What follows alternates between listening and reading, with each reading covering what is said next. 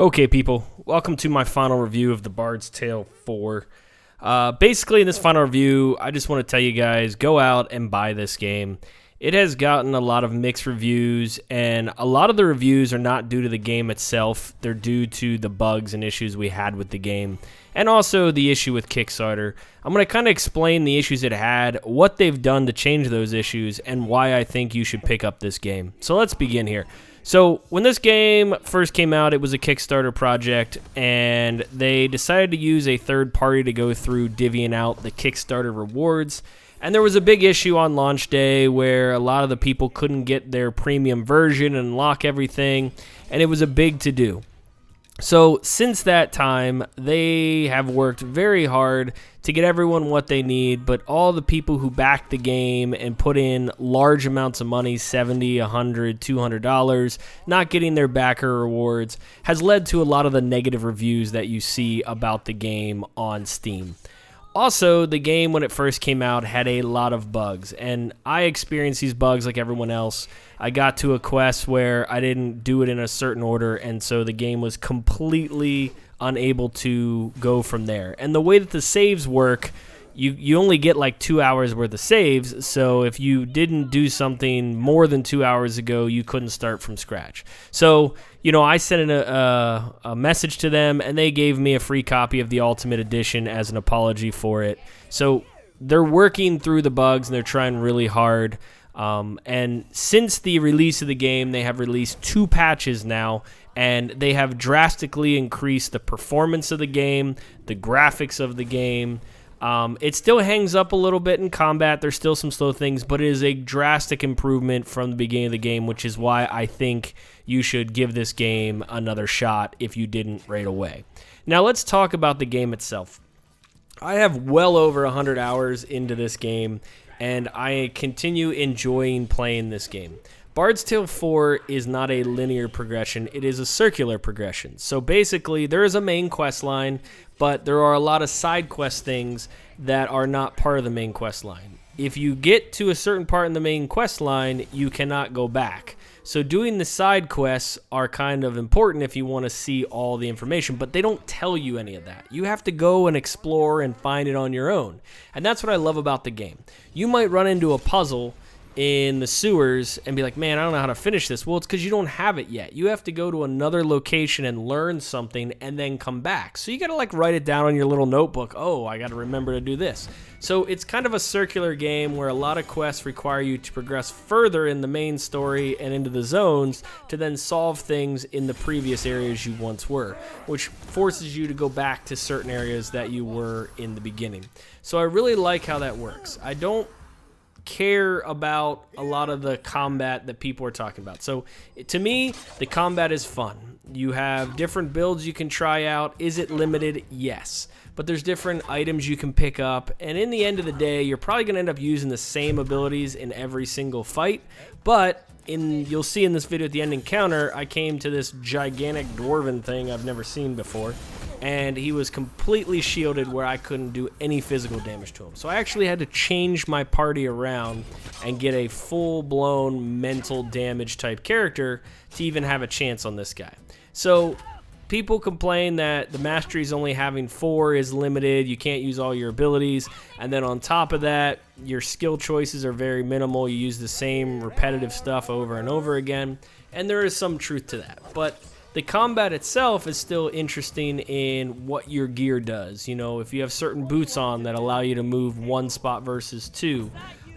There's just a lot of little idiosyncrasies into the combat that make it entertaining and fun, but it's not as robust as it probably could have been.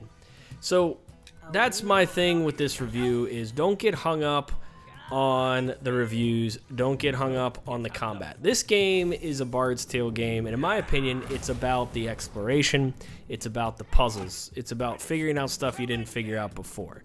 What I feel that the developers of Bard's Tale 4 did badly is they didn't give you a good picture of the game. When you start the game, you start in a town, you do the tutorial, and you don't really get a good grasp of the game. The game really opens up in graphics and detail as you progress further down the game. The puzzles change. Granted, some of the puzzles were redundant. You know, they do the fairy puzzle thing where pretty much for a good amount of time you're just doing nothing but fairy puzzles. They needed to maybe swap that up a little bit. And when you get further on, then there's these other weird light puzzles that they tend to do over and over again. But at the same time, they're still putting in lots of puzzles, lots of things that you find that you have to go find somewhere else. The item system is pretty cool. I feel like it's limited in, there's like 2 different staffs, there's like 2 different daggers, there's 2 different swords.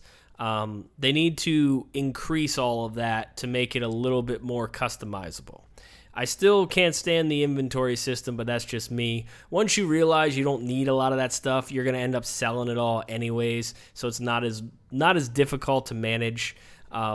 And I also think that the mercenary system is a good solution to the not being able to reset your skills. That's another thing that a lot of people have a lot of issues with, that you can't reset your skill points. So if you really want to build a character the way that you want, you don't have to use any of the main characters. In certain areas you do, like Crux you have to have in your party when you go to the tower, and there's a bard later on you have to have in your party when you do certain things. But after you get through those, you use those mercenaries as your character. You can completely replace every character you get in the beginning and use just the characters. You can even replace the character you created in the beginning and have nothing but mercenaries. And they give you enough mercenary tokens and enough slots in your group bench to choose from that you can make many different varieties of characters and practice and try out. So I feel like it's a good answer to not being able to reset your skills. I do feel that there should be a resetting skill ability in the game, which costs money just like other games, and the more you do it, the more money it costs, because at this point, once you kind of get pretty far and get geared out, you don't really need to buy anything, so your money starts to go up pretty significantly. Like my character has, I think, like 28,000 gold on him at this point, and the average item is, average legendary item is about 1,500. So I can pretty much fully gear out my entire party as 6 and not really break a sweat. And they're already pretty much geared out. So I feel like having a skill reset and having gold and doing that would be a good addition to the game. So my final review of this game, if we talk about each individual pieces, the first thing, let's talk about the graphics. They have drastically improved. This is an old style game. This is meant to be similar to Legends of Grimrock and all that. This isn't going to be Assassin's Creed or any of those other ones. So the graphics, I feel, once you definitely progress further on, you really get an idea of how good the graphics can be. The next thing is the music. The music is great in this game. I seriously sing the songs in my head as I'm walking around through my house because they just get in your head and you can't stop singing them. The music is fantastic. And then on top of that, I like the exploration, and I like the fact that they don't hold your hand. Like the puzzles, the whole code wheel.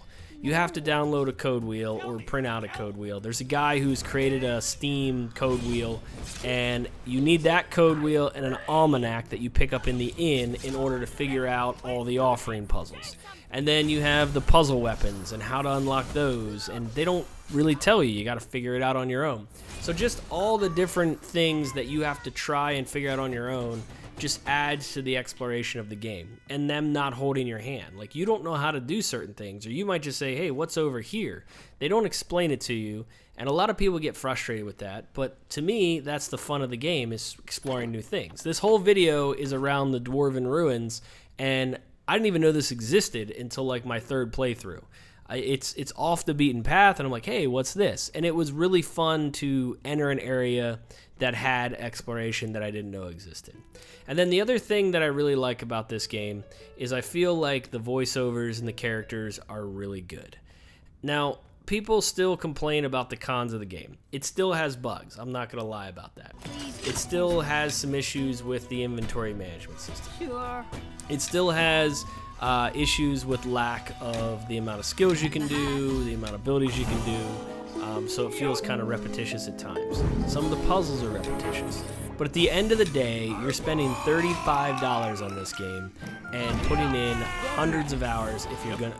Hundreds is a little much. I would say at least 10 tens of hours, let's call that.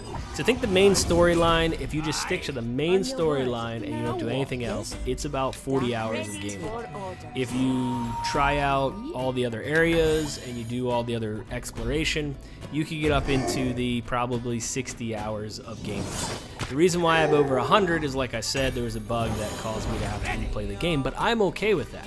Like, that's the one thing about the game. I had no issue rebuilding my party and playing through it a second time because there was mistakes I made in my characters on the first playthrough because I didn't really know. So the second playthrough allowed me to make new characters and kind of design them the way I wanted. And then on top of that, it helped me find things that I couldn't find on the previous walkthrough. So I feel like there is replayability in this game, and especially if you want to up it to hard mode. So if you play through it on normal, then play through it again on hard mode, and then try different builds and all of that. So at the end of the day, I think that this game is well worth the $34.99. You will get your money's worth. If you think about it, if you pay it for 40 hours at 35 bucks, it's less than $1 an hour. What else can you have this much fun in for $1 an hour? I mean, come on. So that's my review of the game. I really hope you guys like this video. If you guys agree or disagree, leave them in the comments below. But if you didn't give The Bard's Tale a first look because of all the issues and you left, come back, try it. It's been 2 patches. They're going to keep patching. It's going to keep getting better. It's worth the price of 35 bucks. I feel like it got a bad rap due to the Kickstarter issues and due to the bugs and stuff. But if you actually get in the game and play it and put the bugs aside, you will see that this game is actually worth the 35 bucks and a lot of fun, and you will enjoy it if you like these styles of games. This is Vanderverse and the Vanderverse Gaming Channel. Thanks for watching. Cheers and peace out.